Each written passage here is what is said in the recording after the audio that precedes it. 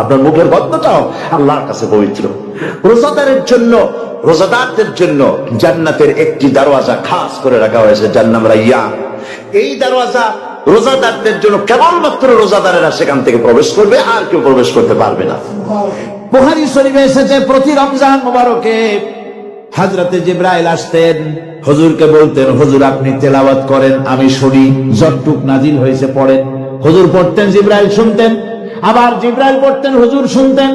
এমনি করে করে যে বছর হুজুর ইন্তেকাল করবেন, হুজুরের জীবনের শেষ রমজান মোবারকে কোরআন নাজিল পরিপূর্ণ হয়ে গেছে। হযরতে জিবরাইল বলেন, হুজুর কোরআন তো নাজিল তামাম হয়ে গিয়েছে, এবার আপনি পুরা কোরআন পড়ে আমারে শোনান।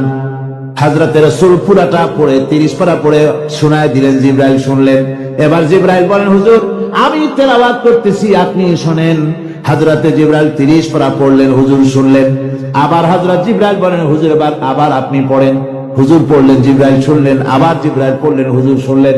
তার মানে হলো, হুজুর যে বছর ইন্তেকাল করলেন, ওই বছরের রমজান মোবারকে হযরত জিবরাইল 2 বার পড়েছেন, হুজুর শুনেছেন, আর হুজুর 2 বার পড়েছেন, জিবরাইল শুনেছেন, যাতে করে একটা জের জবর, একটা আয়াত, একটা সেমিকোলন যেন বাদ না পড়ে যায়। রমজানের পবিত্র মাসে আমি অবতীর্ণ হয়েছি। সুবহানাল্লাহ।